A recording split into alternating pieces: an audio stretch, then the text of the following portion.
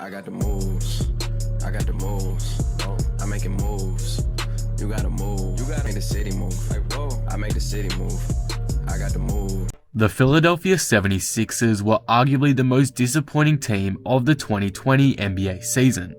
Coming into it, they had expectations of a finals berth, or at the very least, be competitive with teams like the Bucks and Celtics for the top spot in the East. That clearly has not happened, and they've now rounded out their season as the 6th seed. Yes, the 6th seed in the Eastern Conference. So, what do the Philadelphia 76ers do next? In my eyes, there is one major outlying problem with the Sixers, and to fix it, Philly must make a tough decision, and I'll be going over that in today's video. If you're new here and enjoy the video, be sure to subscribe for more NBA content like this. But with that being said, let's talk about the Philadelphia 76ers and the tough decision they must make very soon. Lucas. As I mentioned, the 76ers season did not go to plan. The Sixers struggled to win consistently from the get-go, and their troubles on the road haunted them throughout the season. As I said, coming into this season, many expected the 76ers to be in a dogfight with the Bucks for the crown of the East, but they fell short exponentially. They failed to do any sort of damage away from home, and the loss of Jimmy Butler impacted them a lot more than expected. However, these were not the biggest issues with the team, as it was unfortunately realized during the season that Ben Simmons and Joel Embiid could not work together efficiently, especially with the team Philadelphia had currently built. This now leaves the 76ers in a tough situation. Do they trade Simmons or Embiid? And if they do, which one? Well, let's look at the pros and cons of this situation and see whether it would be worth building around both of these guys or just one. Basically, I'm going to look at how the 76ers have fared with just Ben Simmons, and then just Embiid as well as how they've fared with both, to see which option is the best to take next season. What's good about this is that both Simmons and Embiid were injured for parts of this season, so we actually have quite a big sample size of each player playing without each other. Let's take a look at Joel Embiid first. Just before the suspension came in place, Ben Simmons suffered an unfortunate injury.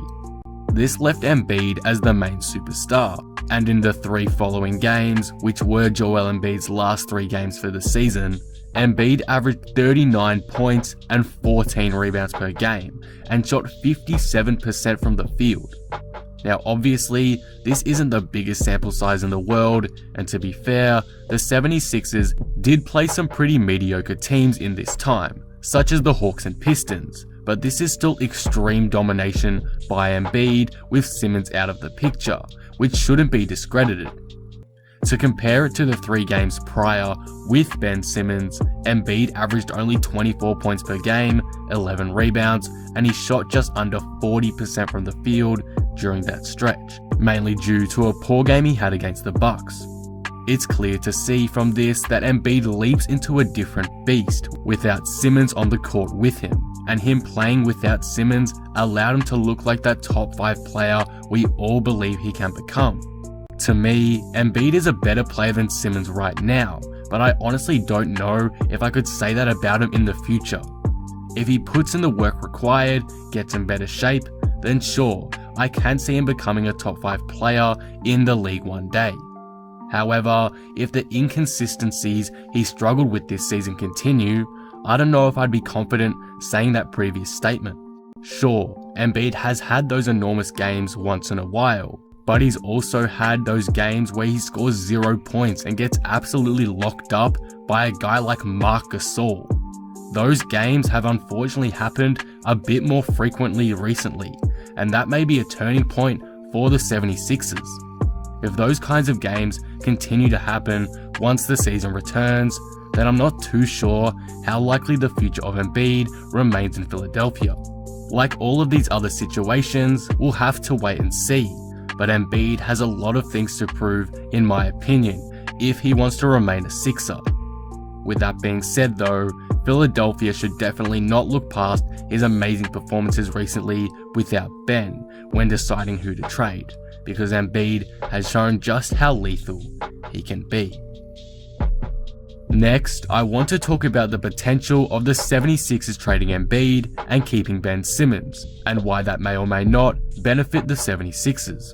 First off, let's look at Simmons' stats without Embiid. In the 2018-19 season, Simmons played 17 games without Embiid and was amazing, averaging 20.9 points per game, 10.3 rebounds, and 7.5 assists per game, along with 2 steals and a block a night to go with that. That's just insane, and he was efficient as well, shooting 55% from the field. This season, Embiid was also injured for quite a bit of time, and Simmons yet again broke out, averaging 19.2 points per game without him, shot almost 60% from the field, grabbed 8.7 boards a night, and dished out 7.2 dimes a game as well. For context, if we compare this to his rest of season numbers, he was averaging 4.3 more points per game. He shot 3% better, grabbed an extra board, but his assist numbers did drop. So basically, what we can see from this is that Simmons' aggressiveness went up a ton with Embiid gone, and it benefited the 76ers a lot, as they went 6-3 without Embiid in January. In my opinion, the 76ers should probably trade Embiid over Simmons and keep Simmons around, as I believe it will be a lot easier to build around Simmons. The 76ers could imitate the system the Bucks have built around Giannis, as that kind of system, one with a lot of shooters and spacing, has been very successful with a guy like Giannis. And if we're being honest, on a very basic level, Simmons has a pretty similar playstyle to Giannis Antetokounmpo, just with a lot less of a shot. On a side note though, I've seen a lot of people say that the 76ers should trade Ben Simmons, just because he can't shoot. That's outrageous to me. Simmons has been so successful without the shot. He's an all-NBA player already, and guys like Giannis, whilst they have a more developed shot, it isn't necessary to have that for their game to succeed. It just makes them that extra bit versatile. So the notion that Ben Simmons needs a 3-point shot to have a good NBA career and become an MVP candidate or something like that, that to me is just ridiculous. But I won't go over it too much more today, that's for another video. I just thought I'd bring it up, as that is a popular reason for the 76ers to trade Simmons I've seen. Overall for Simmons though, I think he's the best person to keep if the 76ers do decide to trade a superstar away. He's easiest to build around, has a higher ceiling than Joel Embiid, and has proven time and time again just how much better he is with Joel Embiid out of the picture. This isn't a 3-game sample size. Simmons has continuously dominated for over 20 games over the last couple seasons without Joel, and it makes a great case for as to why the 76ers should keep him over Embiid. Finally, the last option the 76ers could choose to do this offseason is try fix the supporting cast for their 2 superstars as they try to run it back with them.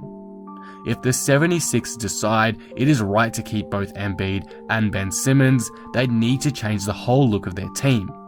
A big reason as to why the 76ers didn't do so well this season was that Philly's front office signed and traded for guys with popping names, not necessarily ones that fit on the team well. For example, signing a guy like Al Horford was strange, and it's clearly cost them, as Horford has struggled mightily this season in the Sixers system. In my opinion, they need to trade for more shooters and guys that will space the floor. That way, Embiid isn't getting clogged up in the lane, and Simmons can rely on his teammates to hit open shots when he kicks and drives, which is something the team overall struggled to do this season.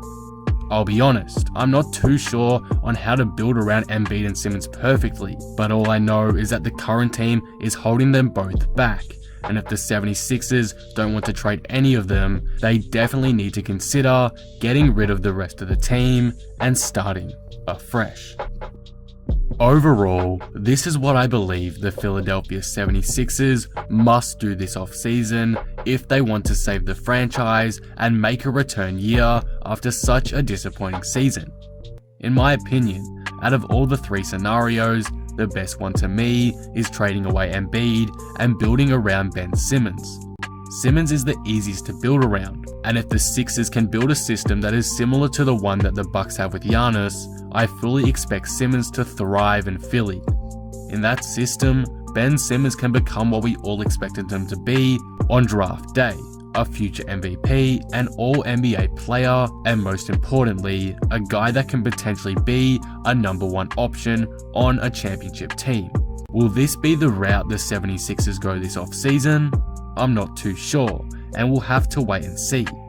What I'm sure about though is that the 76ers must make a decision about the future of their star tandem this offseason. Do they trade Embiid? Do they trade Simmons? Do they fix the supporting cast and keep both? Again, we'll have to wait and see, but to me, this tough decision must be made before the start of next season, because otherwise, I can't see the 76ers being finals contenders for a very long time. And that will conclude the video. What do you guys think of this? What do you think the 76ers should do next? Do they trade Embiid or Simmons? Or do they run it back? Let me know all your thoughts down in the comments below. If you enjoyed the video, be sure to drop it a like and subscribe. But with that being said, I am out. Peace.